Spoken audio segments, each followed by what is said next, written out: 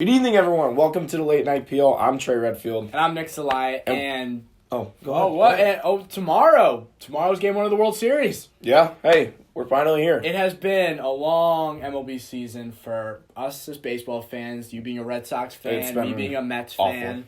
It's been a rough year, but, we're excited to watch the World Series. I mean, who isn't? Hey, and fun fact today, we have our first call-in. We have my best friend from back home, Brian Coleman, on with us to discuss the World Series. That's starting tomorrow, first pitch, 8:08 on Fox. Brian, thanks for joining us today. Yeah, thank you guys for having me on. It's an honor and a pleasure. So Yeah. Thank you. Yeah, no doubt. So, as we all know, it is the Washington Nationals. Wow, voice crack. The Washington Nationals taking on the Houston Astros. So we're gonna discuss the Washington Nationals first and how they got here. They finished with a 93-69 record, being the number 4 seed, the first wild card in the National League. Their first 50 games, 19 wins, 31 losses, and they lost Bryce Harper to a 13-year, $330 million deal. Look at that turned out. Yeah. Good job, Philly. Yeah, Good job. Nice work. And you fired your manager. Instead of dealing with stuff in the bullpen or something like that. Nope. You gave up Kepler when he was actually doing a pretty darn good job. So, with that bad of a team, too, Yeah. So, but yeah, 19-31 first 50 games. And by June 1st, this Nationals team was as bad as the Detroit Tigers. The worst team. The Tigers had, 40-something wins? Man, who cares? They I don't suck. know. They were They awful. sucked. Well, not that bad. That's like 62 Mets type bad. That would not be good. No, that's right. Yeah. But hey, this is the first appearance from a DC baseball team since 1933. And that was the Washington Senators. Fun fact, Nick, they were playing in Griffith Stadium, and you know who their ace was in 1933? Who? Walter frickin' Johnson. Oh, of This course, time, of though, course. but hey, this time their ace has 2 different color eyes, which is, I think it's pretty cool. Yeah. So Nick, enlighten me about the Houston Astros. So the Astros, as we all know, I believe They're they had pretty good. The best record They're in pretty MLB good. this year. They went 107-55. They're coming off. It's going to be their second World Series appearance in the last 3 years. Go Sox. Obviously winning 2 years ago. Right. And they beat Tampa Bay, who gave them a bit of a scare Oh, yeah. in the divisional series, going all the way to 5 games. But then they played the Yankees, and they won the series 4-2 in 6 games.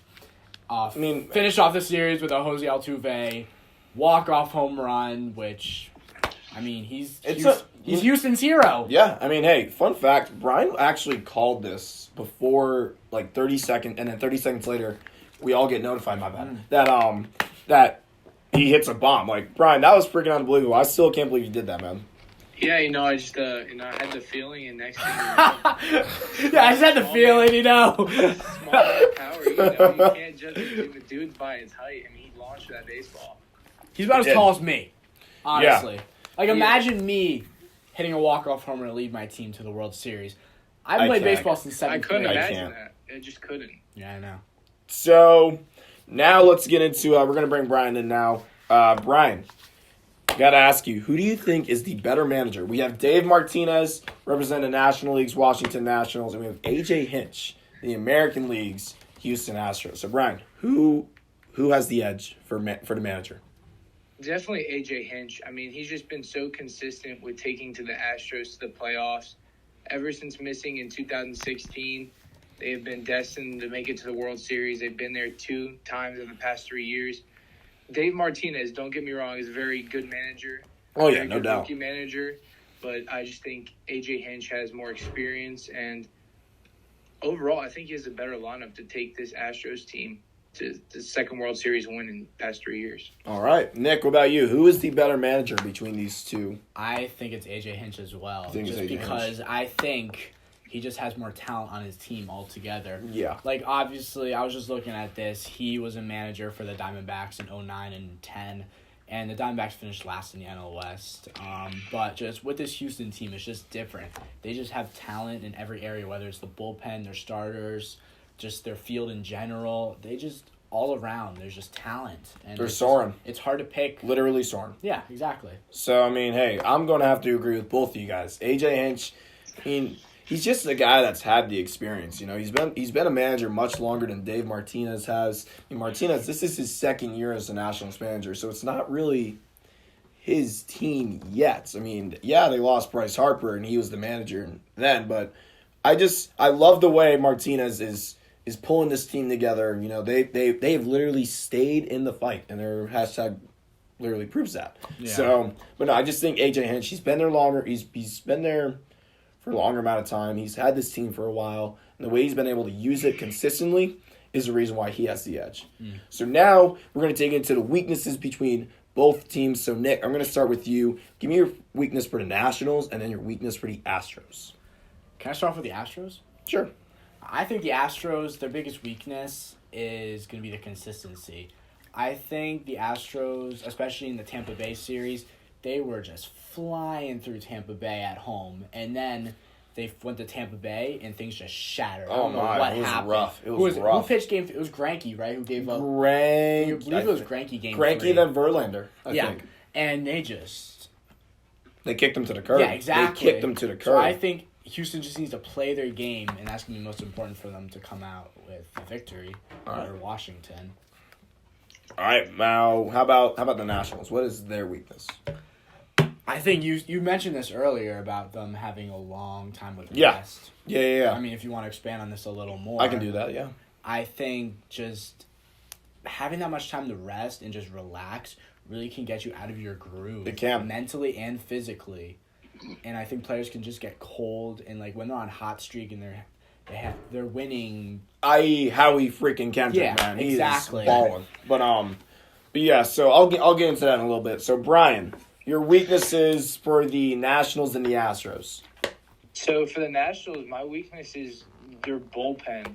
I feel after their top two starters in Strasburg and Scherzer, I really think I think a lot of people are jumping on the Anibal Sanchez, hype train. And we've seen him do this before too. We saw him back in 2013. Yeah, and so I really think the loss of arms after that, Patrick Corbin hasn't been reliable at all this postseason with posting a 1-2 record and a 7.31 ERA. Yes. I think it's just their bullpen. They need to really step up, and they don't really have much depth down there. Yeah, I can agree with that. So now my weaknesses for both of these teams. I'm going to start with the Astros first. It's the fact there's really no situational lefty on this pitching staff. In a World Series like this, it's going to be marquee. And the Nationals, I stated the statistic earlier, but they've been destroying righties ever since this postseason began. And I just think that I think Houston needs to put Wade Miley into this World Series roster, or I don't know how they're going to pull this off. Really, obviously, yeah. I think they're going to win, yes, but it may take even longer for them to do so because they've thrown more pitches. They don't have a situational lefty. Just the options are all the options are out there. And so now for the Nationals, like how you said, Nick, it's just they may come out really freaking cold. Yeah. Tomorrow. So I just think, tonight technically, since But anyways. The last time I've seen a team that's swept in the NLCS and then go into a World Series being this cold was the Mets. It was the 2015 New York Mets. I'm really sorry. It's true. It's okay. They were so flat. We swept Chicago. Yeah. And we're just waiting.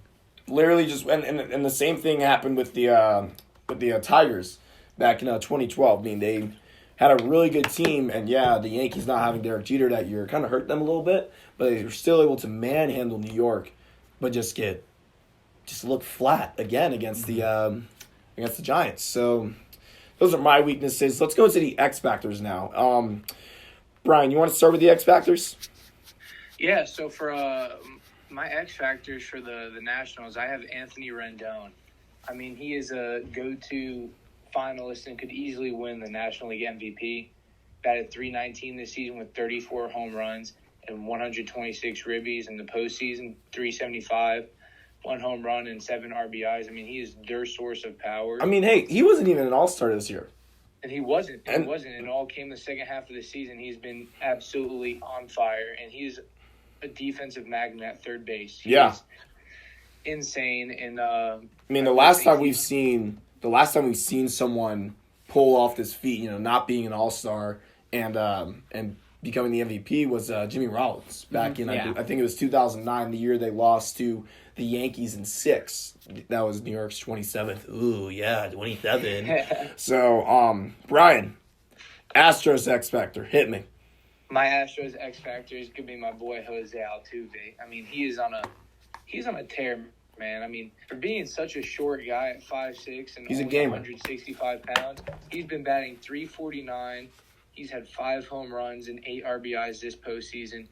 And the connection between him and Correa in the middle infield, I mean, it's just unlike any other. And he's going to be my X Factor. He's going to keep the bat swinging this postseason and lead the Astros to a World Series. All right. Nicky Z, what about you?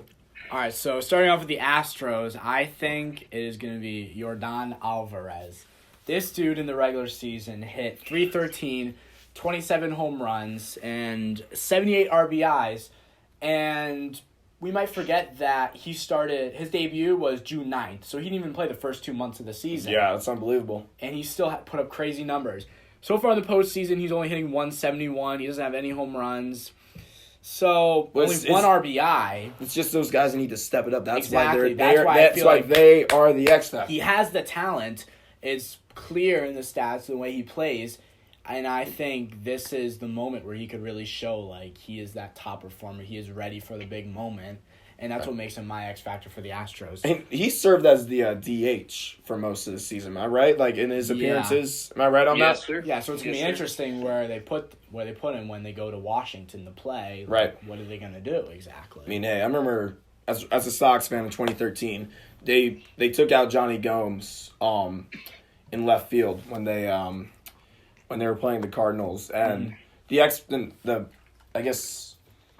potential or the legitimacy, I guess, that he brought to not just a whole series itself. I mean, Gomes came off the bench as a pinch hitter and hit like 2 pinch hit home runs that World Series. It was unbelievable what he was able to contribute with such a bad offense that the Red Sox had. I mean, it was the David Ortiz and Johnny Gomes show that year, and I just think if Yordan Alvarez can do the same thing, the Astros could get it done like that. Yeah. Exactly. So my X Factor for the Nationals is Mr. National himself from Washington, North Carolina, Ryan Zimmerman. I mean, he's had a pretty good postseason so far. He's batting .290. He got a dinger, 5 RBIs, and I also think about that insane play that he had in Game 1, saving Anibal Sanchez's no-hitter until it died out. But I mean, hey, his acrobatic play at first, the fact that he was able to transition over to first with how good Anthony Rendon has become, it just shows like what he can really put himself into with this national team. You know, I mean, he's been here ever since the franchise reopened up at RFK Stadium in 2005. Yes, 2005, and seeing him finally get to this point has been awesome, and I just can't wait to see what that's like for him. You know? This really could be like the last shot he has. Oh, in yeah. the ring. Yeah, literally. Because I mean, who knows when the Nationals, like, who knows if they'll do this again next year? Right. I mean, it could be like the Mets again. Like they were just like they go back to that.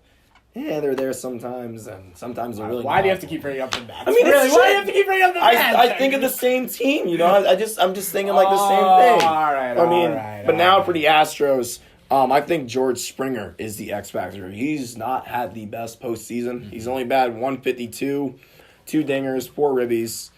I mean, he's only gotten 7 hits, but he's only that guy that's like here and there. Like he's had some very good seasons. Sometimes he's been injured. Sometimes he doesn't have the best season. I mean, he's all around the spectrum, but he brings so much power and intensity to that Houston team. I just think if he can step it up, Houston will be very, very successful. Yeah. So now, the final part, going to decide our World Series champion, how many games, and who our MVP is. Brian, you go first for us, buddy.